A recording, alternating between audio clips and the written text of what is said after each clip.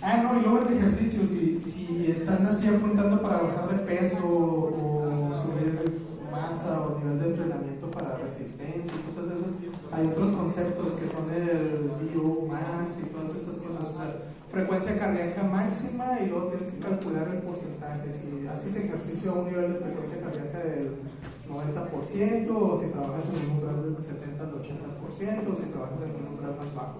Y generalmente para quemar calorías es el medio, como alrededor de un 80% de tu frecuencia cardíaca máxima. Entonces, para calcular eso es un número bien arbitrario también. Es 220 menos la edad y ese es tu máximo de frecuencia cardíaca en teoría de lo que puedes llegar. Y de ahí calculas el porcentaje. Y entonces es al nivel de entrenamiento al que debes de estar. Si estás haciendo pesas, entonces no puedes hacer un ejercicio y luego quedarte sentado. Algo que hacen mucho es estar en el celular. Es horrible los que van al gimnasio y usan el celular para mensajear o tomar fotos. Váyanse a hacer otra cosa. Entonces baja su frecuencia cardíaca hasta 60 otra vez y luego vuelven a hacer ejercicio y no están entrenando, ¿verdad? Tienes que mantener cierto nivel, dependiendo de lo que quieras. ¿Cómo descansas entonces? Yo de pie, voy de un lado a otro. No, realmente hago un ejercicio y luego en el intermedio hago otro ejercicio de otro grupo muscular y luego termino de decir y así puedo hacer en menos tiempo más cosas.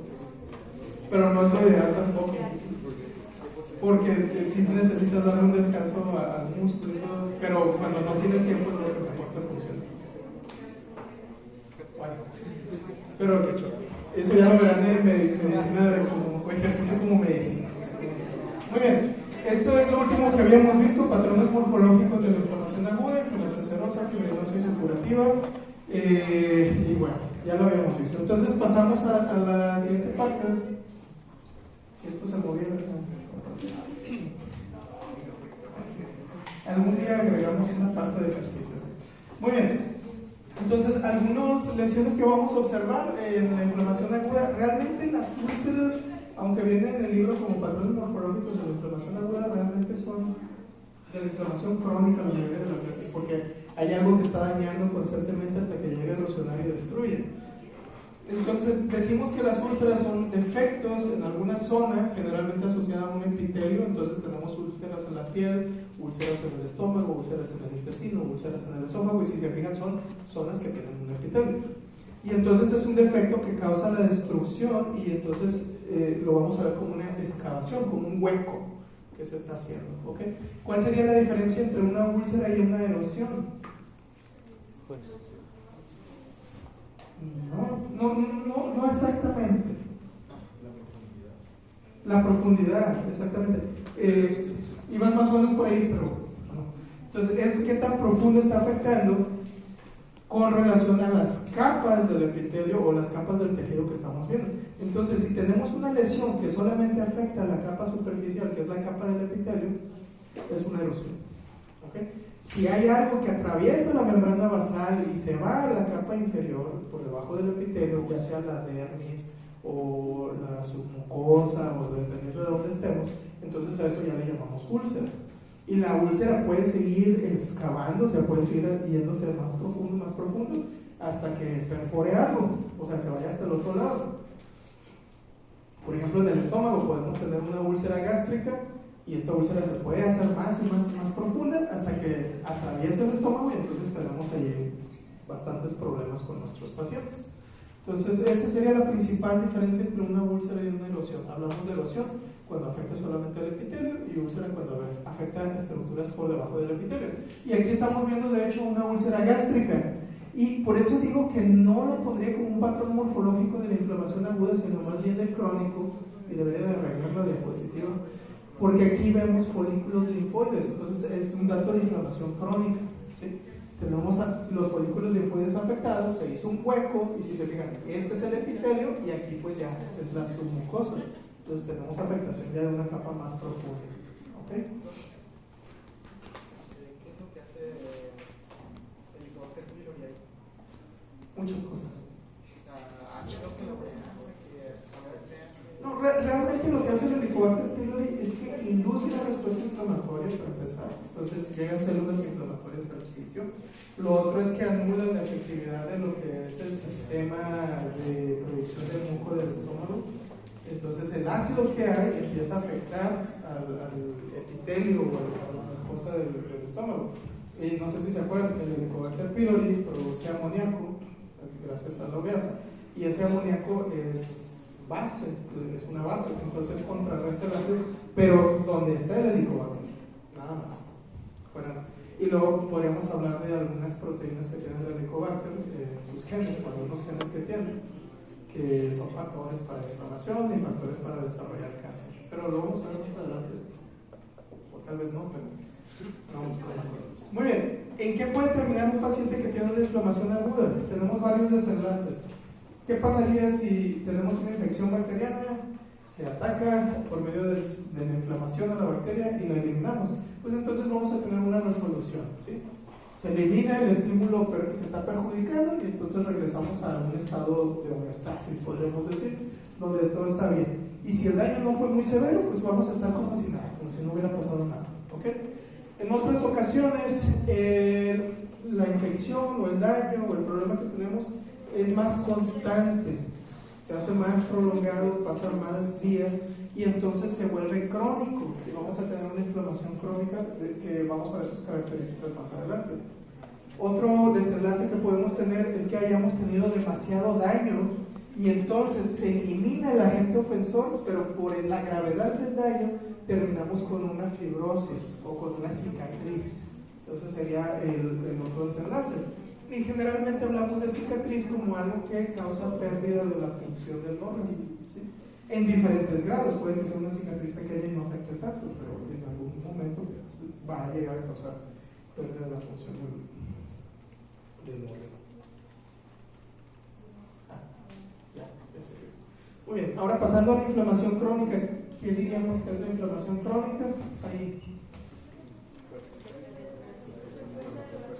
Es una respuesta que dura más tiempo, básicamente. Es una respuesta inflamatoria que dura más tiempo. Puede ser semanas, meses, años, ¿sí? Generalmente. Y va a haber tres características importantes. Número uno, tenemos inflamación. Obvio. Y las células inflamatorias es un infiltrado inflamatorio crónico. O sea, ahorita vamos a hablar de cada una de esas células.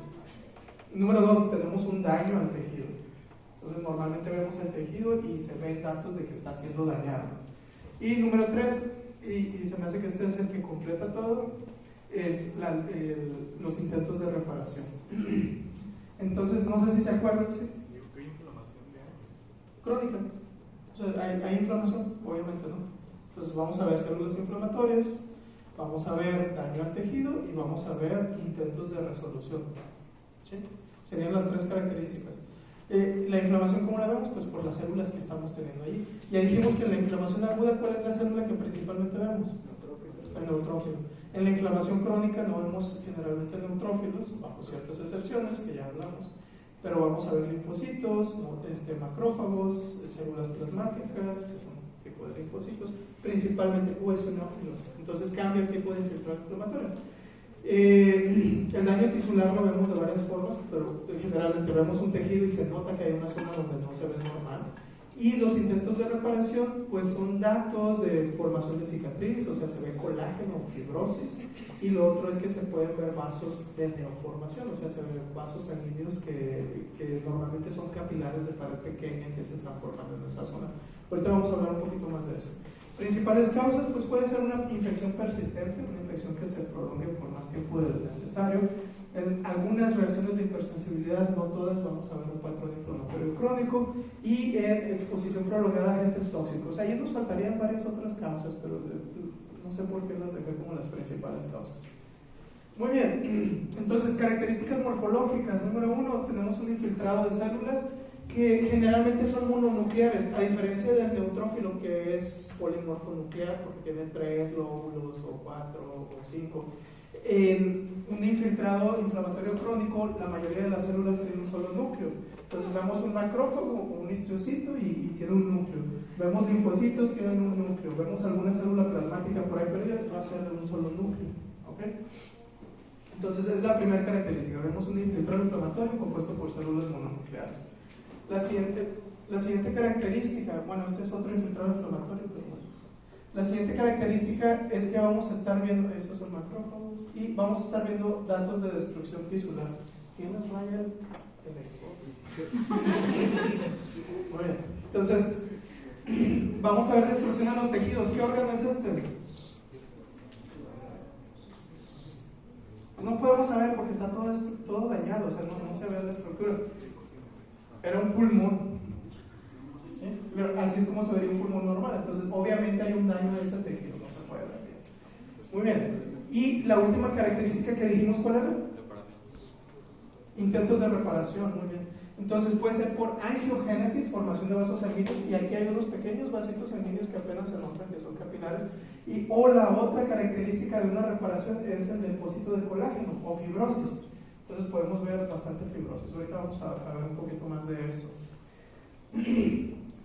Células que están presentes, pues una de las principales, macrófagos, los vamos a ver bien frecuentemente. Mi célula favorita, por cierto. Muy bien. ¿Qué hacen los macrófagos en un infiltrado inflamatorio? Secreta citocinas, muy bien. Fagocitan, destruyen, ¿sí? Y tiene otra función extra que es activar a otras células, principalmente linfocitos T. Realmente tiene bastantes funciones un macrófago, no nomás, por ejemplo, el neutrófilo, pues fagocitosis, destrucción de agentes dañinos, ¿no? Pero el macrófago puede hacer eso, puede coordinar respuestas inflamatorias, puede frenar la inflamación en el momento en que se necesite, puede reclutar otras células, se puede dividir si es necesario, entonces puede realizar varias. Entonces, principales, pues en la inflamación crónica secreta citocinas, factores de crecimiento, destruye invasores o tejidos extraños, activa otras células, ¿sí? Punto importante, son fagocitos profesionales, o sea, lo que mejor hacen es la fagocitosis, como algunos de nosotros. Muy bien, ¿de dónde se derivan? Esto es un repaso de esto. Pues depende de la etapa embrionaria que se hayan formado. Cuando estamos en las primeras semanas de gestación o el primer trimestre, principalmente vienen del saco vitalino, luego pasamos al segundo trimestre y vienen del hígado fetal, y luego ya el tercer trimestre, nacimiento y toda la vida de nosotros van a seguir creándose en la médula ósea. Cuando vienen del saco vitelino, generalmente estas células van en la sangre circulando, son monocitos, y van a llegar a diferentes tejidos y los van a poblar, se van a quedar como residentes para toda la vida en esos sitios. Entonces tenemos macrófagos que forman parte de un sistema reticular, donde van a estar vigilando desde que nace el bebé. Ahí están ya sus macrófagos. Entonces habíamos dicho anteriormente, no sé si se acuerdan, que depende de la zona le damos un nombre al macrófago. Y entonces pueden estar en el cerebro. ¿Y cómo les vamos a llamar a los macrófagos del cerebro? Microglia. Muy bien. ¿Y en la piel? Células de la piel. ¿Y en el hígado? Células de la piel. Y luego, pues, en el pulmón, pues macrófagos alveolares. Sí, pero ya el resto son macrófagos del tejido, ¿no?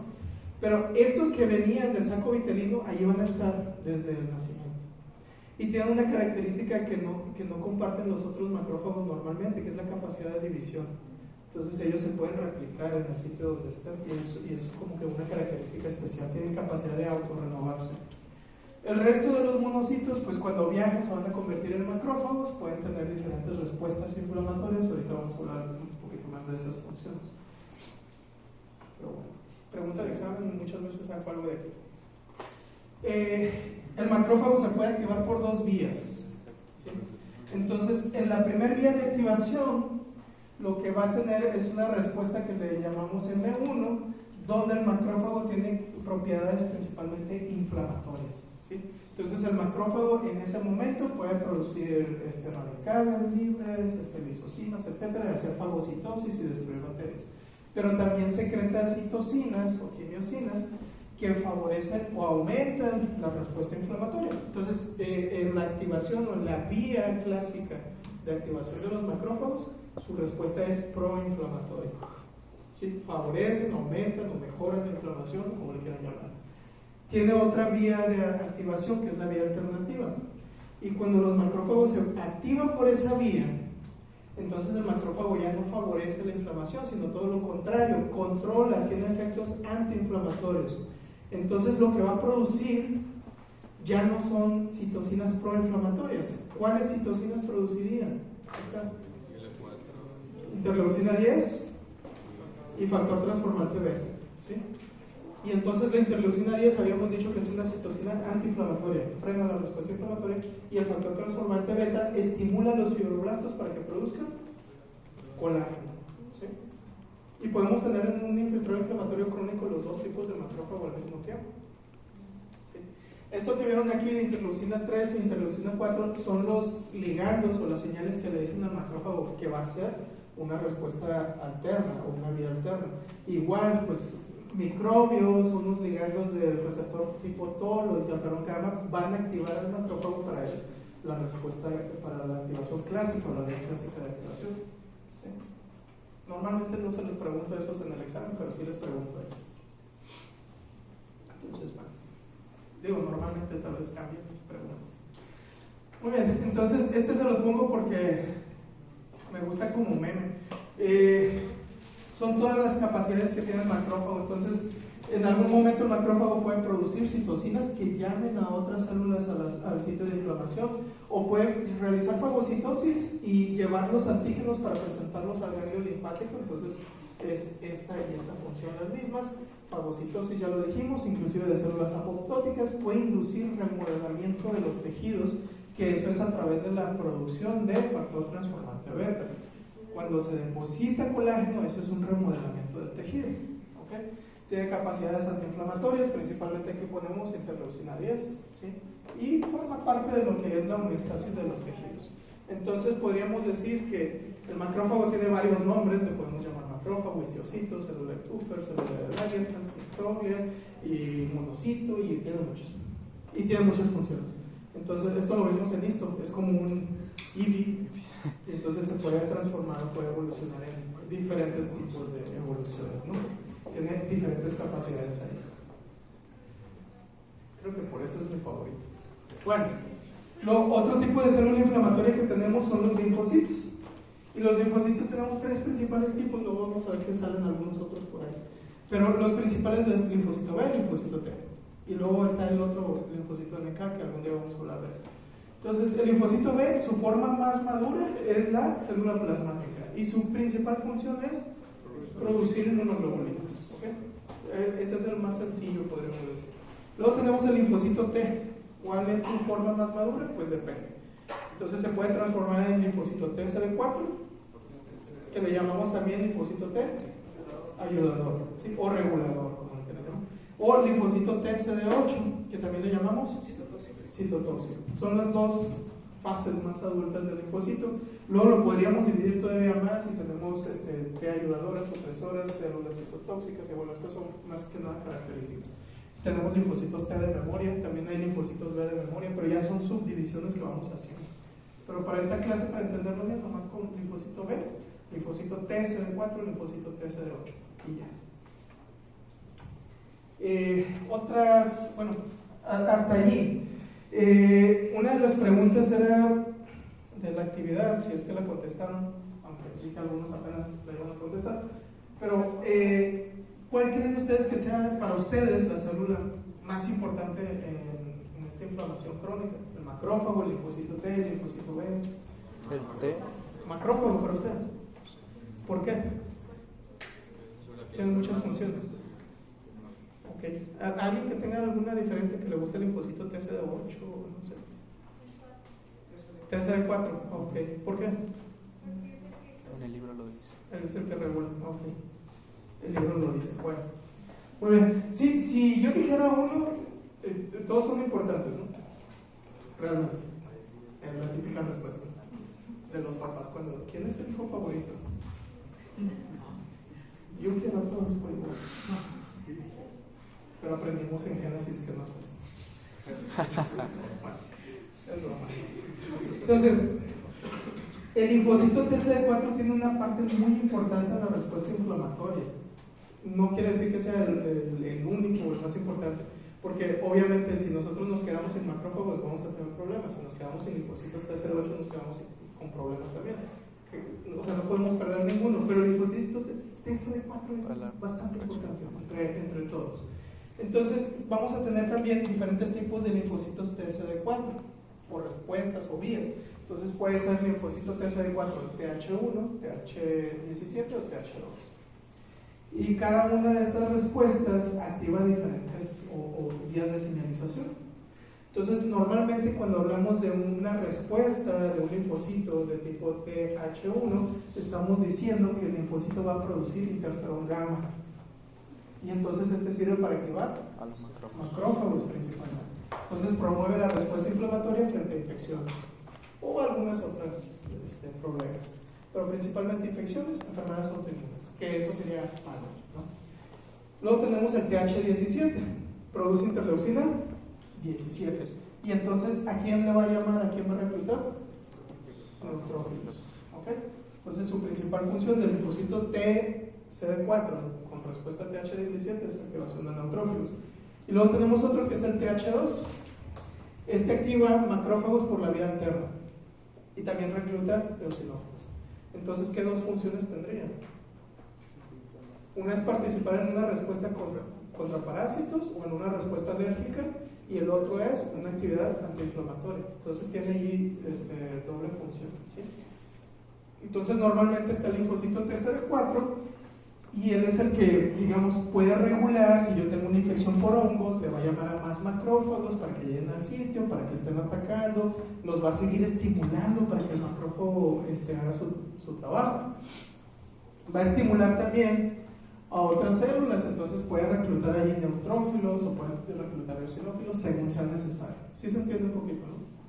Es por eso que los pacientes que tienen VIH generalmente no se mueren del VIH, sino se mueren de las infecciones oportunistas que se presentan. Ustedes, por ejemplo, si van ahorita a una cueva y su sistema inmune está bien, tal vez les dé una neumonía leve o ni siquiera a veces un síndrome gripal, pero se recuperan. Pero alguien que vaya a una cueva y resulta que allí hay un hongo, entonces se puede morir, ¿sí? Entonces hay una diferencia. O es más fácil, probablemente ustedes tengan cándida en la boca, es normal, vive ahí en la boca normalmente. Pero un paciente que tiene una inmunodeficiencia, esa cándida va a proliferar y va a invadir otras zonas que no debería de invadir y lo puede matar. Entonces, ¿por qué ocurre esto? Porque el linfocito TCD4, que está encargado de llamarle a otras células, principalmente macrófagos, para destruir o atacar el hongo, no lo está haciendo. ¿Sí se entiende? Pero no solo hace eso, también activa o recluta a otras células, que son los linfocitos B, los estimula para la producción de inmunoglobulinas y también estimula los linfocitos T citotóxicos, entonces tiene otras acciones extra. Y es por eso que vemos que el paciente con VIH es más propenso a desarrollar tumores, porque llega el linfocito T citotóxico, pero no tiene la estimulación suficiente del linfocito TCD4 y el tumor crece. Y luego cuando veamos VIH vamos a ver que hay un montón de problemas del paciente con SIDA o VIH. Vamos a ver ahora puras fotos. Muy bien, estos son algunos patrones o algunas enfermedades que ejemplifican muy bien lo que es un proceso inflamatorio crónico. ¿Qué tejido es el primero?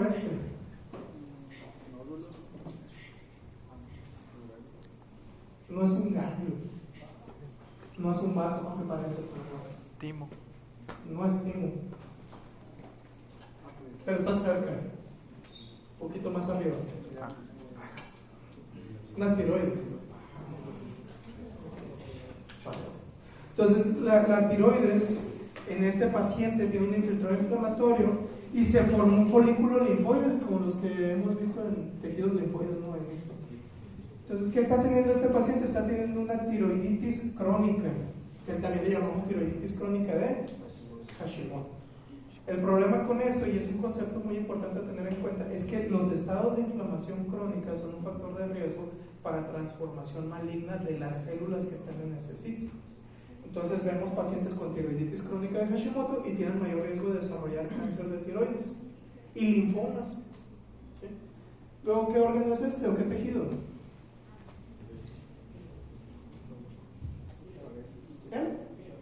No, pero no, estás lejos. Pero sí es del sistema digestivo. No es yeyuno, no es hígado ni no es duodeno. Estómago, muy bien. ¿Y ven este folículo linfoide? Ok, bueno. Y este es para marcar una bacteria, no sé si lo ven ahí. Ven una rayita, ¿no? Helicobacter pylori. Muy bien. Entonces, este paciente tiene una gastritis crónica folicular, porque está haciendo folículos, a causa de una infección crónica, que es la infección por Helicobacter pylori. Y nuevamente, el paciente que tiene un estado inflamatorio crónico tiene mayor riesgo de desarrollar neoplasias o malignidad. Entonces, el paciente con infección crónica por Helicobacter pylori tiene mayor riesgo de cáncer gástrico o linfoma. Las mismas células inflamatorias que están aquí se pueden transformar y volverse malignas, ¿sí? Un doble riesgo ahí que tenemos en estados inflamatorios crónicos. Otras células que vamos a ver en una reacción inflamatoria crónica, pues los eosinófilos, principalmente reacciones de hipersensibilidad tipo 1, pero tardías, los vamos a ver. Ya hemos hablado de esto, contienen proteína básica mayor, son los que usan lentes de sol, no sé si se acuerdan de eso.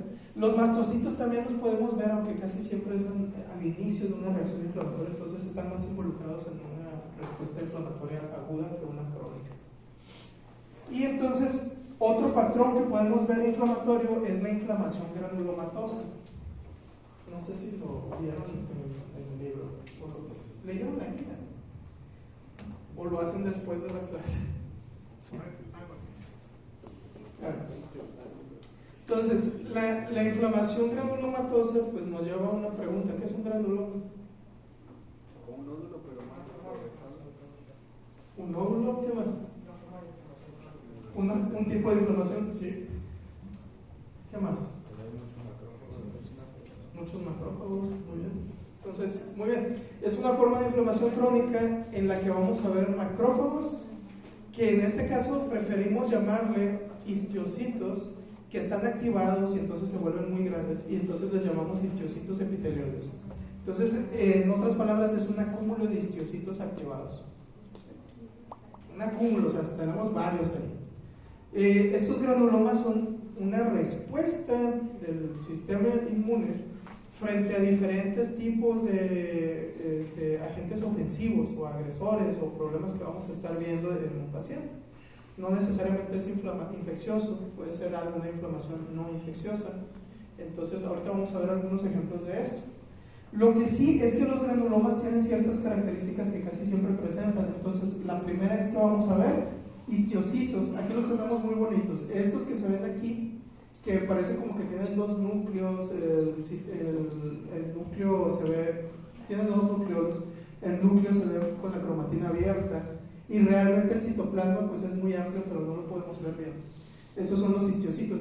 Si los vemos con cuidadito, algunos tienen forma de frijolito, porque al final de cuentas es un macrófago, entonces tiene el núcleo hundido. Entonces, un granuloma se define por un acúmulo de histiocitos y puede tener alrededor linfocitos, ¿sí? O puede no tenerlos, no es una ley que los vaya a tener, pero generalmente los presenta. Y lo otro es que pudiera llegar a presentar necrosis central, o puede que no, pero lo que siempre tiene son histiocitos activados. Y entonces ahí tenemos dos granulomas. Este granuloma yo diría que descriptivamente es un granuloma necrotizante, y este otro granuloma es un granuloma no necrotizante. Y luego hay varios patrones de granulomas, a ver si la próxima clase les doy un repaso así de puros granulomas para que vean. Bueno, ahorita vamos a ver también puros granulomas, pero más adelante otro más específico para que vean la amplia gama de cochinero que uno se encuentra. Otra cosa que podemos ver es que a veces estos histiocitos se empiezan a fusionar unos con otros, hacen un sinsitio, podríamos decir, y entonces forman una célula más grande. Y entonces aquí, no sé si alcanzan a ver, en esta imagen en la parte inferior, tenemos como que varios núcleos que están rodeando un espacio ahí en el centro, hacen como un circulito. Esta es una célula gigante que le llamamos célula gigante multinucleada. Y si somos un poco observadores, de repente vamos a encontrar alguna otra por algunas otras razones. Entonces, es algo que también podemos ver en los granulomas, células gigantes multinucleadas. ¿Okay? Bueno, ¿por qué se forman? Puede ser por una respuesta a una infección crónica, sobre todo cuando hay dificultad para realizar la función de fagocitosis. Entonces, los vamos a ver más frecuentemente en infecciones por hongos o micobacterias, ¿sí? De hecho, aquí en México, si yo veo un granuloma, es tuberculosis hasta no demostrar lo contrario. Si lo viera en Estados Unidos o en algún otro lado, pues el doctor House nos ha metido mucho en la mente sarcoidosis, pero aquí en México es tuberculosis. También puede ser por presencia de un material extraño. Lo más frecuente pues puede ser una sutura, una astilla, puede ser el talco. Por eso es que se recomienda no usar talco, ya puede ser inhalado, llega a los pulmones y se puede arrojar un problema de granulomatosis o de granulomas. Entonces, ¿para qué sirven los granulomas? Forman una barrera alrededor del agente ofensor para evitar que se disemine. Controlan la respuesta inflamatoria a un solo sitio en vez de que se haga algo más o se propague más, ¿no? Y bueno, aquí hay algunos tipos de granulomas. Este es nuevamente un granuloma necrotizante. Tenemos la palizada de histiocitos epitelioides y en el centro tenemos necrosis y por afuera algunos linfocitos. Siempre que vemos eso en patología es tuberculosis. Entonces le mandamos a pedir una tinción para micobacterias que se llama Ciel-Nielsen o una tinción de Barr, o sea, bacilo ácido alcohol resistente, los dos también. Y vemos estas micobacterias que son como bacilos y les llamamos arrosariados porque parecen como un rosario si es que usan mucho su imaginación. Entonces está una bolita y otra bolita y otra bolita. Ese es Mycobacterium tuberculosis. Entonces, generalmente lo típico es que veamos granulomas necrotizantes o también les llamamos granulomas gaseosos en infección por Mycobacterium tuberculosis, pero no es el único caso. Por ejemplo, aquí tenemos también histiocitos. Entonces tenemos un granuloma y se le hizo una tinción de Ciel-Nielsen también a este paciente. Pero vemos este tipo de micobacterias, son más cantidad. Entonces esto no es una micobacteriosis típica, o sea, no es una micobacteriosis por Mycobacterium tuberculosis. Y ahí entran otras enfermedades, otras infecciones que son micobacteriosis atípicas, como Mycobacterium avium. ¿Se acuerdan de eso? Okay. No, pero bueno. ¿Cuántos tipos de Mycobacterium tuberculosis conozco?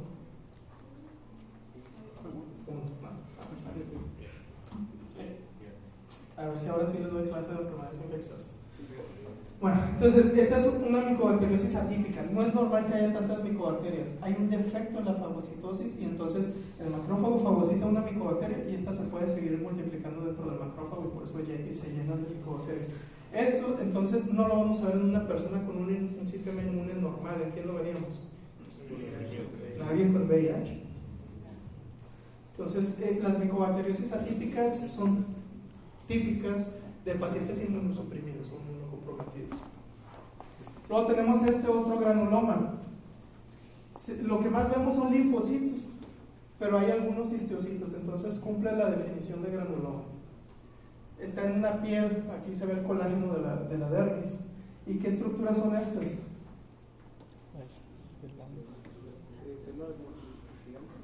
Estuve frío el año que les di histología con esas estructuras. Ah, miren, aquí hay una célula gigante multinucleada. ¿Sí lo ven? Entonces, los que están acá, esos no los tengo. Esta es la célula gigante multinucleada. ¿Okay? Y entonces, esto que está aquí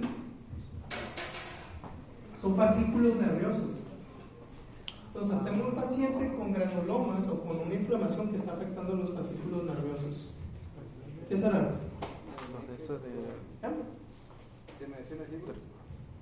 Les doy una pista, es una enfermedad infecciosa. No es sífilis. Y está afectando nervios, entonces el paciente empieza a perder la sensibilidad de su piel. Lepra. Este es un granuloma por Mycobacterium lepra. Entonces, esos que vemos ahí es Mycobacterium lepra. El paciente pierde sensibilidad porque ¿dónde está la inflamación? Alrededor de sus anexos. Muy bien. Este es otro. Entonces, aquí tenemos un granuloma. Este es un ganglio linfático. Les voy a contar la historia. No es una historia real, pero es la historia más típica de estos pacientes. Es una muchacha de 36 años que empezó a aparecerle unas bolitas en el brazo y luego en la axila se le hizo una bola más grande, entonces le tomaron la biopsia de allí. Es un ganglio linfático que está inflamado. Vemos el ganglio linfático y tiene un gran granuloma. Todos estos son histiocitos epitelioides. Tiene un centro necrótico y está rodeado por linfocitos porque pues está en el ganglio linfático. Entonces es otro granuloma necrotizante. Le hicimos tinción para ver bacilos, pero ácido alcohol resistentes, o sea, le hicimos tinción de Ciel-Nielsen, pero salió negativo. Entonces le hicimos otras tinciones. Tenemos una que se llama Wartin Starry, que es una tinción de plata, y aquí podemos ver unos vacilos. Dato curioso, esta muchacha tiene 4 gatos y está pensando en adoptar uno más. No es toxoplasmosis. Pastorela multocida, no. Borrelia burgdorf, no.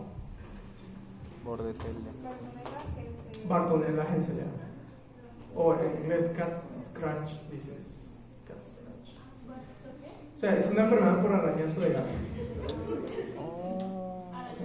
Arañazo de gato. El gato te araña y tiene Bartonella y eso se empieza a infectar.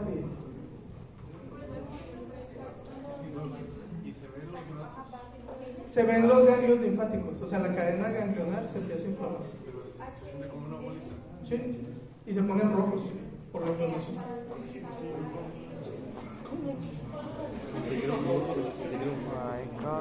Bueno, entonces estamos viendo otro tipo de granuloma y otro agente infeccioso. Este es otro tipo de granuloma. ¿Quieren break? No, seguido, ya casi terminamos la clase. Muy bien, entonces este otro granuloma, ¿qué es lo que vemos? ¿Qué es esto?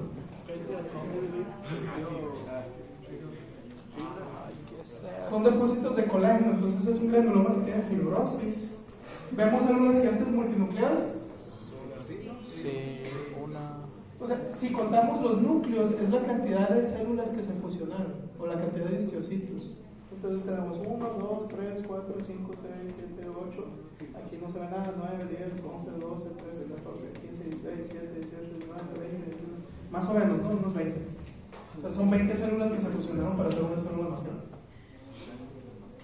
Este es otro tipo de granuloma, o sea, es el mismo paciente, pero otro lado. Y tenemos nuevamente macrófagos fusionados, o sea, células gigantes. Y luego la flecha señala esta parte que parece como una estrellita. De hecho, esta estructura le llamamos cuerpo asteroide, porque parece un asteroide. Entonces, ¿qué creen que esté causando eso? Les doy una pista, esta vez no es infeccioso. Entonces, también podemos tener granulomas en procesos inflamatorios no infecciosos. La enfermedad favorita de Dr. House. Bueno, ¿podemos ver esos granulomas en cuerpos extraños? Sí. Pero también lo podemos ver en sarcoidosis. Entonces, bueno. Estos son granulomas de sarcoidosis. ¿La enfermedad de Crohn se llama? ¿Enfermedad de Crohn? ¿Esto? No, aparte de sarcoidosis. ¿De sarcoidosis? ¿Qué se puede ver en esa enfermedad? Bueno, esta es una enfermedad de Crohn. Entonces, este es un colon. Y aquí ven el granuloma. Estos son los histocitos epitelioides. ¿Sí? Tal vez esto sea un poquito de necrosis, pero este es un granuloma asociado a inflamación crónica, que sería la enfermedad de Crohn. Este, les soy sincero, no recuerdo qué era. Entonces, nos lo vamos a hacer. La enfermedad de Crohn tiene prueba. Se controla. Muy bien. El otro es un pulmón. Ven el granuloma. De hecho, tiene varias células gigantes multinucleadas. Y pareciera como que está rodeando algo. No sé si se fijan aquí. ¿Sí? Hay algún material ahí de color café curioso. Un pelo. Entonces es un cuerpo extraño. Tenemos un granuloma por cuerpo extraño. ¿Okay? ¿Y este qué creen que sea? Esta foto la tomé yo. No la bajé de internet, no estoy seguro, pero bueno.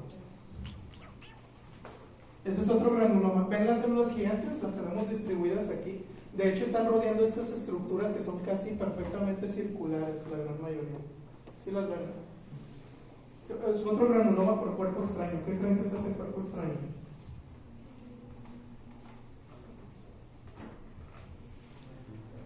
¿De pulmón? No es pulmón. Creo que era de la piel. No es una astilla. ¿No?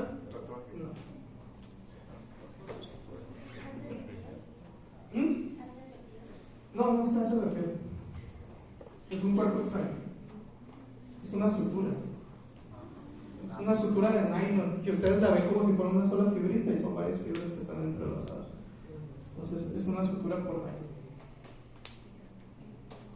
Y este Estamos en piel otra vez. Aquí se ve una célula gigante multinucleada.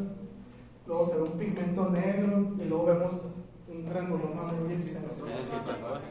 Esto es un tatuaje. Estos casos son bien curiosos. Lo dije en el otro salón y me querían crucificar por ser machista. Pero lo voy a hacer otra vez. ¿No han notado que muchas mujeres se sacan toda la ceja y luego se tatúan la ceja? Es un proceso microblading. Sí. Bueno, quiéranse como son, porque luego tenemos el riesgo de desarrollo de granulomas. Estos casos me tocaron bien frecuentemente, son bastante frecuentes, sobre todo en Monterrey, que estábamos en el hospital universitario, y por lo menos uno por semana te llega. Típico caso de la señora que va a tatuarse la ceja, que no sé para empezar, ¿por qué te quitas la ceja para luego ponerte otra falsa que ya no hace la función verdadera de la ceja? Porque no les crece parejo. Pero no, o sea, no me crece la ceja, por eso me voy a quitar mi ceja. O sea, no lo entiendo, sinceramente. Entonces, va la señora a hacerse el tatuaje, resulta que le hacen el tatuaje y de repente se le empieza a hacer un tumor en la ceja. ¿Sí? Y en serio, se hacen tumores bastante grandes. Entonces va toda preocupada con el dermatólogo generalmente y dice, no, es que me salió esto, no tiene que está muy feo. O a veces se tatúan los labios, que es otra cosa que no entiendo. Y les empieza a aparecer el tumor en la boca, entonces querían verse muy bonitas, no sé, y terminan peor todavía. Y ese tumor no es otra cosa más que un granuloma, que es una reacción del cuerpo contra el cuerpo extraño que les están metiendo a su piel. Pero eso es por tatuaje o por la zona. Eso es por la zona donde se aplican los tatuajes. Por el tatuaje. Sí. Curiosamente es menos frecuente cuando es tatuaje, que vas con un tatuador y te haces un tatuaje de, no sé, que diga mamá o algo. Es menos frecuente que te salga este tipo de granulomas. Pero la mayoría de los que me han tocado es por la señora que se hace tatuaje en la ceja o en el labio. Entonces, no sé, mi conclusión es que los materiales que usan para tatuar ceja y labio son de menor calidad que los que utilizan los tatuadores. Probablemente sea la misma, pero no sé, ahí yo tengo mis dudas. O sea, ¿quién te hizo el tatuaje? ¿La vecina? Lo rebajan, no sé, con agua. Porque normalmente llevan los cursos de microblading y ya te titulaste de microbladingista. Y lleva un mejor control sanitario un tatuador, en teoría. Entonces, no se tatúen.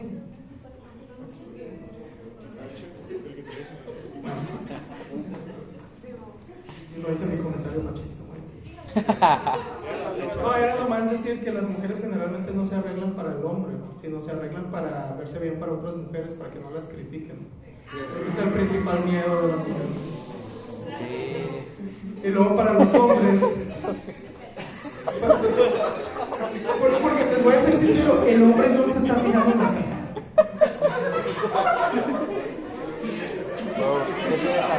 ¿Qué piensas al respecto? A menos que parezca de payaso. De hecho, sí. Un hombre se picó en mis cejas. No. Sí.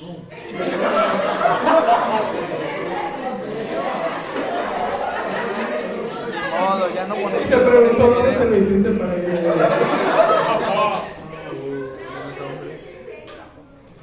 Igual, las uñas.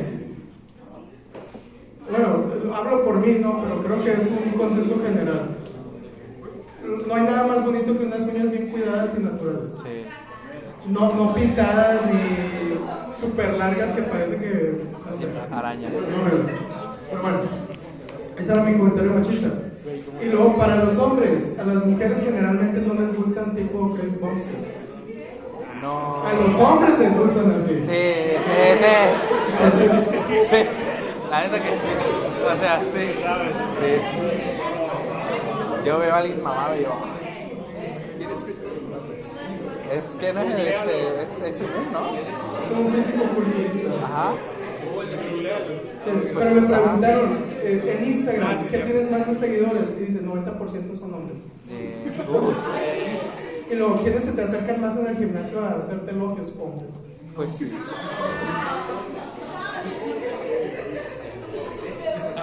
Y si le pregunto a mi esposa me va a decir, no, así gordito estás bien.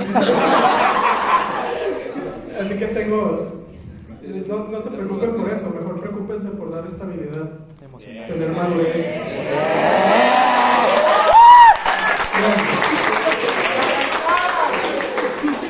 Y eso consideramos un comentario machista en el no, o sea, no se emocion por estar muy fuerte, pero tampoco suban de peso, no pueden matar. Muy bien. Esto ya es casi un resumen, efectos sistémicos que vamos a estar viendo en un paciente que tiene inflamación. El más obvio, fiebre. Si yo tengo un paciente con fiebre, tiene un proceso inflamatorio en algún lado. ¿Sí? En algún lado debe tener el proceso inflamatorio. Entonces, ¿qué es la fiebre? Es la elevación de la temperatura corporal, pero ¿cuánto? Hasta 38. ¿A partir de cuánto es fiebre? 38 y 37.5 ¿qué es? Febrícula.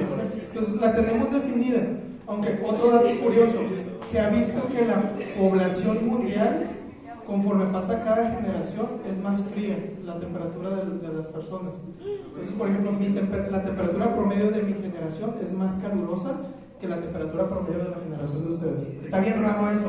Por eso hay más team frío ahorita. Pero no sé por qué sea, pero es un fenómeno que está ocurriendo. Lo que se me hace curioso es que vieron The Last of Us.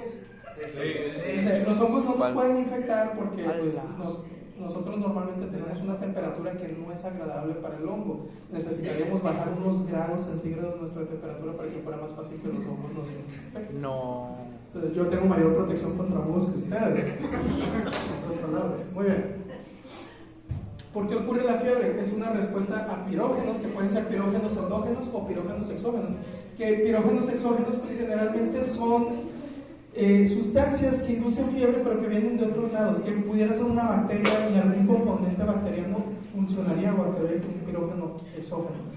Entonces, ¿quiénes lo producen principalmente? Prostaglandinas, ¿sí? O también puede ser estimulado por interleucina 1 o factor de necrosis tumoral. Y actúan generalmente en el tálamo, en el hipotálamo, perdón, e inducen una respuesta que es la fiebre. No sé si se acuerdan de eso. Ok. ¿Se acuerdan de prostaglandina E2? ¿Es un derivado de qué sustancia? Del ácido araquidónico. Entonces, si damos un medicamento que, ¿cómo se llama la enzima que convierte el ácido araquidónico a prostaglandina? Ciclooxigenasa. Entonces, si damos un medicamento que obstruye la acción de la ciclooxigenasa, no se va a producir prostaglandina E2 y no vamos a tener fiebre. Entonces, por eso se da ibuprofeno, naproxeno, diclofenaco y entonces el paracetamol actúa por otra vía. Entonces pueden combinar paracetamol con ibuprofeno, pero no combinen ibuprofeno con naproxeno porque le están dando lo mismo al paciente. Bueno, pero no es clase de farmacia. Bueno, también se elevan proteínas de fase aguda. Esto ya lo vimos, ¿no? Reactantes de fase aguda, habíamos mencionado muchos, por recordar, proteína C reactiva, fibrinógeno, que es un procoagulante, o proteína aminoglicerina. Y generalmente quien estimula esto es interleucina 6. ¿Sí? Bueno, y bueno, otro efecto es que vamos a tener leucocitosis. ¿Qué es esto? Pues elevación de los leucocitos en la sangre. Lo podemos usar si conocemos esto para irnos orientando. ¿Qué pasa si yo estoy viendo una biometría hemática, me marca leucocitosis y luego veo el diferencial y los principales leucocitos que se elevaron son neutrófilos? ¿O qué pasa si yo veo la misma biometría hemática pero lo que se elevó de leucocitos fueron linfocitos? ¿O qué pasa si yo veo la misma biometría hemática, trae leucocitosis y no son neutrófilos ni linfocitos, sino son, no sé, eosinófilos elevados? Nos orienta a diferentes tipos de agentes que están causando la inflamación. Pues normalmente decimos, es lo típico, aunque no es una regla, si veo neutrófilos, ¿qué es lo más probable? Bacterias. Si veo linfocitos, virus. Ok, infecciones virales. Si veo eosinófilos, parásitos o una reacción alérgica también nos lo puede dar. Así, muy simple, pero son algunos puntos que nos pueden ir ayudando, ¿sí? al ver la biometría hemática. ¿Sí? Tengo un paciente con neumonía y luego veo su biometría hemática y trae leucocitosis y es principalmente neutrófilos, pero lo más probable es que sea bacteriano. Si veo que son linfocitos, pues entonces no, hay que buscarlo, ¿no? Hablando de reparación tisular, es el proceso final, ¿no?, de la inflamación. Terminamos con la inflamación, tenemos que reparar. Aunque una pregunta, ya la contesté hace rato, pero ¿podemos tener reparación tisular en un paciente que al mismo tiempo tiene inflamación? Sí. ¿En qué casos? En inflamación crónica. ¿Sí? Entonces, ¿qué es esto? Bueno, es un proceso por medio del cual el organismo intenta volver al estado de homeostasis. Puede verse como una regeneración. Si el daño fue muy leve o muy superficial, esta reparación tisular va a terminar como una regeneración y tenemos un tejido completamente normal. Si el daño fue más grave, si el daño duró más tiempo, entonces lo que va a pasar es que se va a depositar demasiado colágeno en la zona y entonces no tenemos una regeneración, sí una reparación, pero nos va a dejar una cicatriz. ¿Okay? Y si el daño está constante y tenemos reparación constantemente, pero sigue el daño, entonces también vamos a cicatrizar o crear fibrosis. Es por eso que los pacientes que tienen inflamación crónica pues van a perder la función de su órgano, el que esté inflamado, conforme pasa el tiempo. ¿De qué depende la regeneración? Ya dijimos, de la intensidad del daño o la extensión del daño. Y lo otro es el tipo de tejido. Hay tejidos que tienen mayor capacidad para regenerarse que otros. Entonces los podemos categorizar en tres. Tenemos tejidos lábiles, que son tejidos que normalmente se están regenerando a sí mismos constantemente. Ejemplo, los epitelios, la piel, las mucosas, son los principales. ¿Sí? La médula ósea es otro, que normalmente está en constante regeneración. Entonces, si les pasa algo, se puede regenerar. ¿Sí? No sé, ya les había dicho, no, se muerden un cachete, tienen una laceración y a los 2 días, un día, ya están como si nada, hasta se cerró. Entonces, es una regeneración muy buena. Los tejidos estables son tejidos que generalmente están en reposo, pero pueden, o sea, en G0, pero pueden entrar a un ciclo celular para hacer una duplicación de sus células. Entonces, estos generalmente son órganos parenquimatosos sólidos, hígado, riñón y páncreas. De estos, realmente el que tiene mejor capacidad para regenerarse es el hígado. Riñón y páncreas, no. O sea, tú dañas el páncreas y no se regenera realmente. Aunque el libro diga que sí, pero la verdad es que no. Y pues el riñón tampoco. Y luego tenemos tejidos permanentes. Estos tejidos no tienen capacidad de entrar a un ciclo celular, no se pueden regenerar. Y entonces, célula que perdiste de ese tejido, célula que ya no vas a recuperar nunca. ¿Okay? Es por eso que es importante que cuiden sus neuronas. Neurona que perdieron, neurona que ya se fue. ¿Sí? Hay algunos estudios que dicen que el cerebro tiene capacidad de renovarse, pero están muy estirados, o sea, son muy exagerados, porque es inducción por agentes de factores de crecimiento, en laboratorio, y les hacen un montón de cosas y conseguimos que una neurona se multiplique. No es eficaz. Lo que sí tiene el cerebro es que tiene plasticidad neuronal, entonces si se muere una neurona, las otras neuronas crean sinapsis para suplir la función de esa neurona muerta, pero pues no es lo que estaríamos buscando. Y si tenemos un infarto, olvídense de que ese corazón se va a regenerar, o sea, ya perdió la capacidad de ese corazón, la capacidad contráctil original que tenía. Entonces cuiden mucho de eso ustedes, sus pacientes. La reparación por cicatrización es cuando reemplazamos las células que normalmente estaban en un tejido por un tejido conectivo que es el colágeno. Generalmente tenemos, ya lo dijimos, un daño más grave. La mayoría de las veces se hace un tampón hemostático, que es como un coágulo que se queda en el sitio, y a partir de ese coágulo empieza a haber una proliferación de células, que generalmente le llamamos a eso tejido de granulación, hasta que finalmente terminamos en una cicatriz. Creo que lo tengo mejor acá. Entonces el proceso de cicatrización lleva varias etapas o varios pasos, y entonces al inicio tenemos una respuesta vascular a vasoconstricción para frenar el sangrado, pero tenemos aumento de la permeabilidad vascular para que salgan las células inflamatorias y inicien la reparación. Se puede hacer un tampón hemostático y bueno, eso empieza a pasar en las primeras horas. En los primeros días o en las primeras horas también ya se hizo la coagulación y pasamos ya a la reparación. Entonces vamos a ver que los macrófagos empiezan a fagocitar células muertas si es que hay necesidad, empiezan a aparecer fibroblastos, empiezan a depositar colágeno. El colágeno es un colágeno muy delgado inicialmente y eso favorece que vasos sanguíneos y otras células se puedan mover libremente por ahí, pero conforme pasa el tiempo el colágeno va a depositarse cada vez más y más grueso. ¿Sí? Entonces avanzamos a lo que es la fibrosis.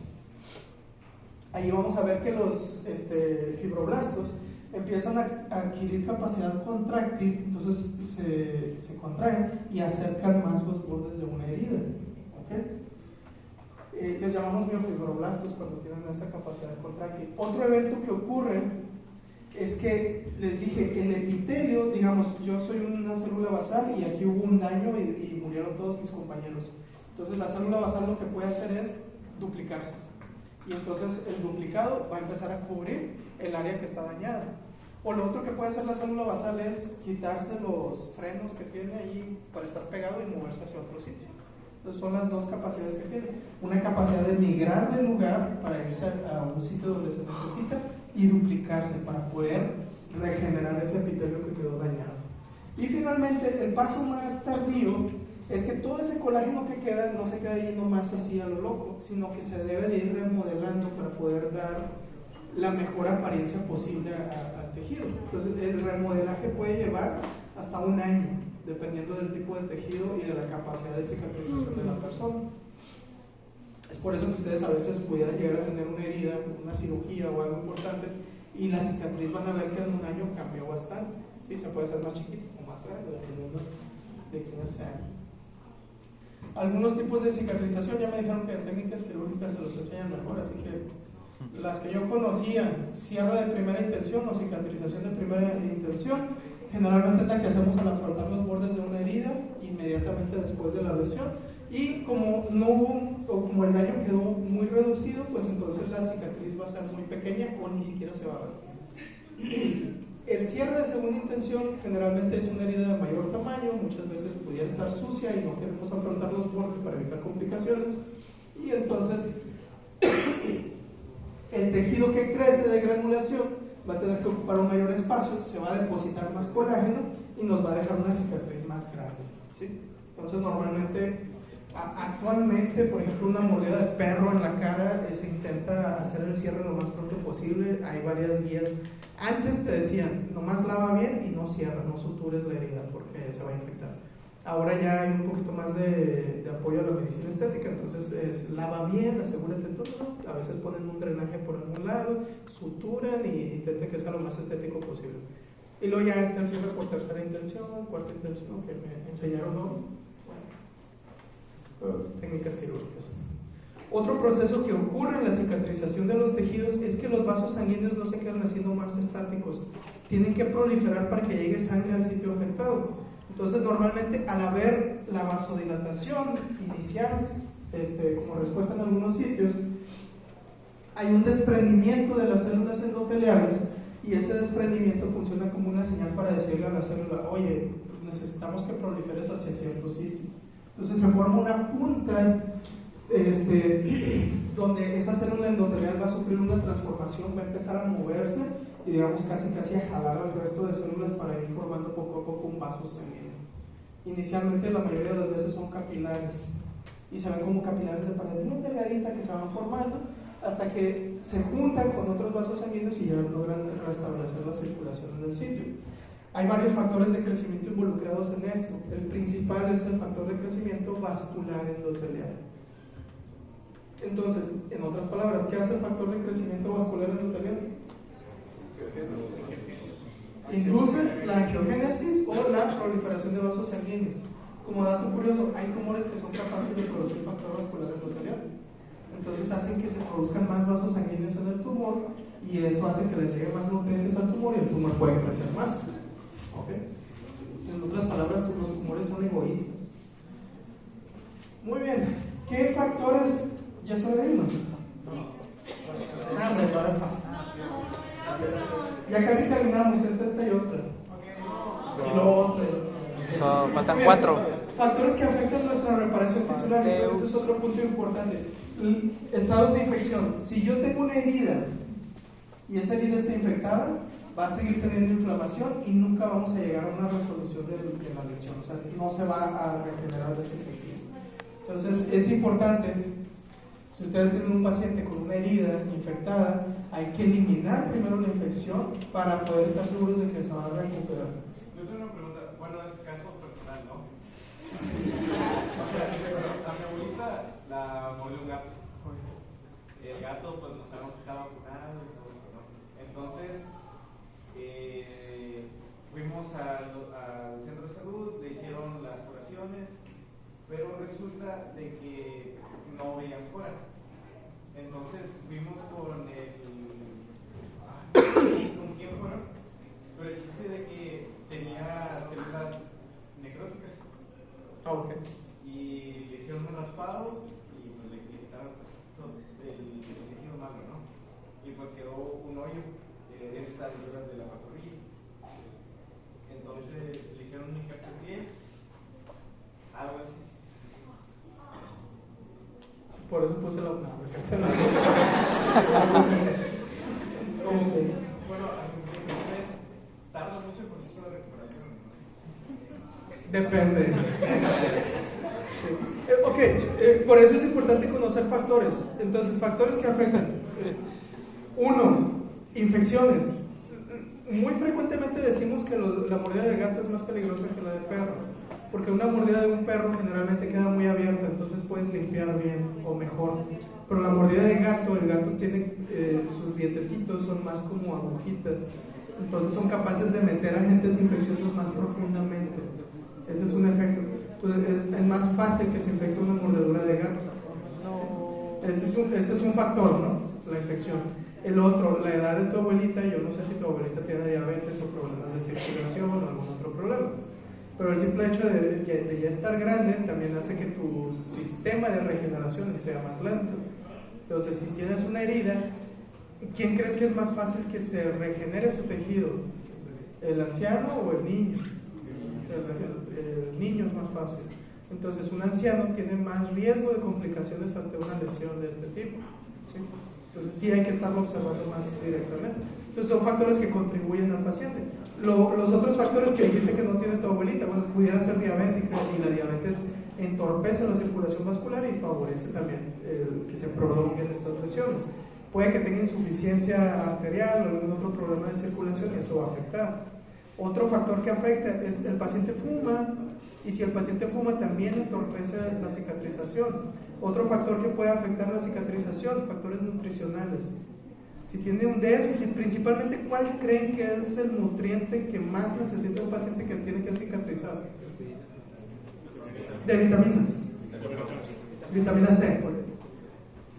¿Por qué? Porque es indispensable para depositar colágeno. Entonces, si tenemos una deficiencia vitamínica, eso también favorece que se prolongue el tiempo de cicatrización. De hecho, yo tenía ahí la idea de dar grandes dosis de vitamina C a los pacientes para ver si se recupera más rápido. Pero es una idea corta que yo tengo. Pero bueno, salud. Factores mecánicos que también. ¿Qué pasa, por ejemplo, en este paciente que tiene esa úlcera en el pie, pero sigue caminando constantemente? Pues va a seguir haciendo presión en esa zona. Es algo que le pasa mucho a los diabéticos, pierden la sensibilidad, hay una piedrita en su zapato, nunca la sienten, y pues constantemente están caminando por ahí y les va a estar doliendo. Entonces, factores mecánicos. Pacientes que tienen úlceras por decúbito, son pacientes que están mucho tiempo internados en un hospital y entonces empiezan a desarrollar úlceras en la espalda. Es por eso que ahora, como parte de las indicaciones médicas, se debe indicar movilización del paciente. El paciente no puede estar en la misma posición toda la vida, ¿sí? Entonces, cada cierto tiempo se le tiene que decir a los familiares, la enfermera les tiene que enseñar, ahora hay que ponerlo de ladito, ahora del otro lado, y lo van moviendo para que no vaya a crear úlceras, ¿sí? Otros factores, el uso de glucocorticoides. ¿Ustedes creen que es un factor que ayuda a que cicatrice el paciente o entorpece la cicatrización? Entorpece la cicatrización. Y si no, váyanse otra vez al cuadrito ese de metabolitos del ácido araquidónico y vean que hay algunas prostaglandinas y hay algunos leucotrienos que son antiinflamatorios o más bien ayudan a la cicatrización. Entonces, si yo tengo un exceso de glucocorticoides en mi paciente, pues no va a cicatrizar bien, no espero que cicatrice bien. Bueno, cuerpos extraños, el tipo y extensión de la lesión, ya lo hablamos, y la localización donde está la lesión. ¿Qué es esto? Una úlcera, muy bien. Entonces, ahí estamos viendo una úlcera, y puede ser por dos causas.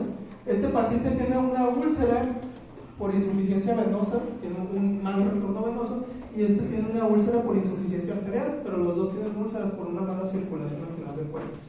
Y bueno, este es el paciente diabético. Y esta última imagen, no sé si ven estos vasos sanguíneos, estos son vasos de neoformación, son capilares de tejido de granulación. Y se fijan en el estroma, tienen fibras de colágeno muy delgaditas, entonces es un estroma laxo, un tejido conectivo laxo.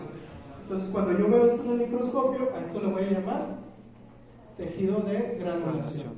Me indica que ese tejido está en un proceso reparativo y eso es bueno, generalmente.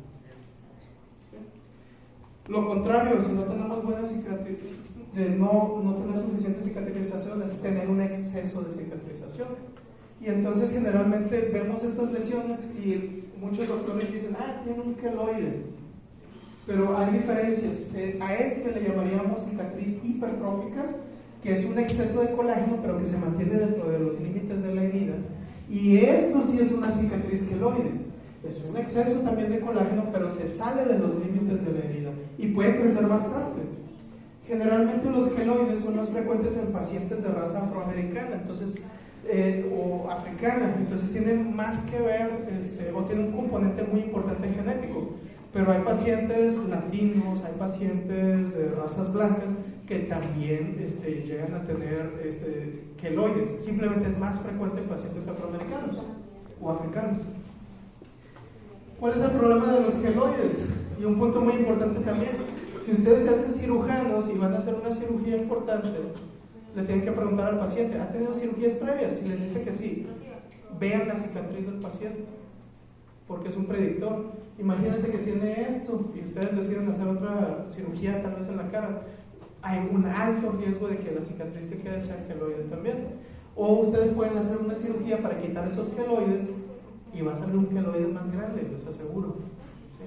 Entonces, ¿Eso puede provocar cáncer? normalmente no. Los queloides de este lado también tienen que ver con factores así como lo que causa la lesión o No, generalmente es algo genético. O sea, si tú eres propenso a queloides, vas a tener queloides.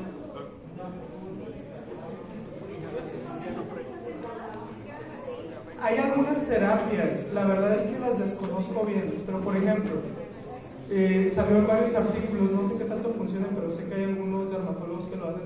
Hay unas placas que son placas de silicón, es un silicón especial.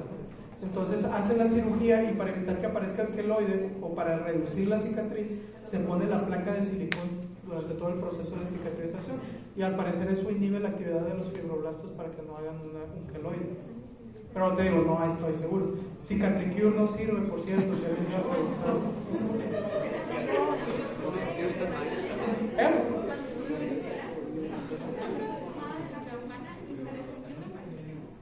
No, pero es porque tú eres buena cicatrizando, lo más probable. No es por la pomada.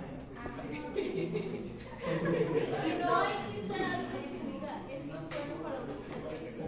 pues, ¿qué les dije? ¿Qué factores favorecen una buena cicatrización? Una buena alimentación, una buena oxigenación, el descanso. Ese es otro punto.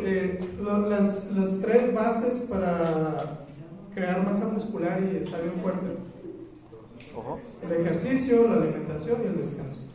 Bueno, más o menos con la cicatrización es más o menos lo mismo. Necesitas un paciente que esté bien. Si tengo un paciente desnutrido, obviamente no va a cicatrizar bien. Y ya pasamos al último, que es otro tipo de cicatrización excesiva, que es la fibrosis.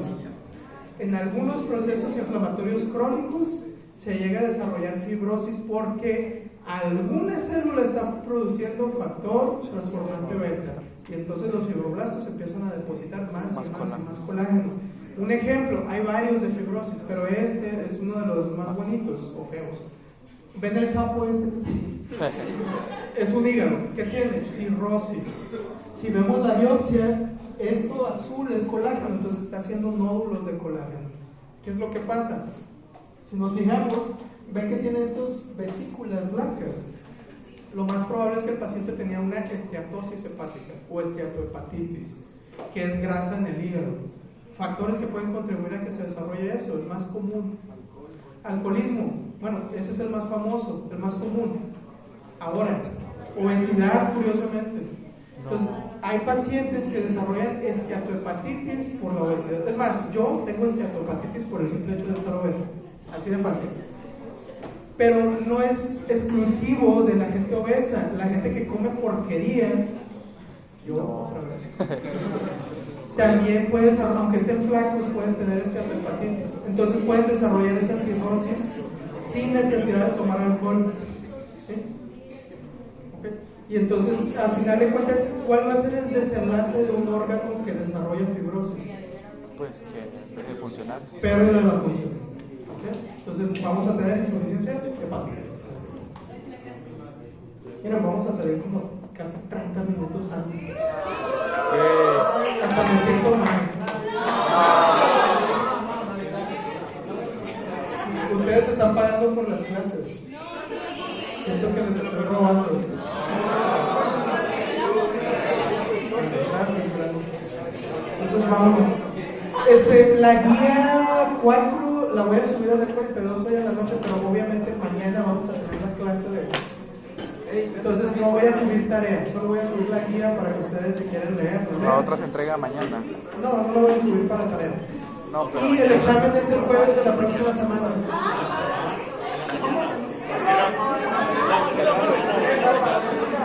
Mañana de clase. El jueves de la próxima semana. Sí. En la mañana o en la tarde. ¿Es cuando tenemos clase? la tarde. En la tarde. Pero no digo que Pues no puedo.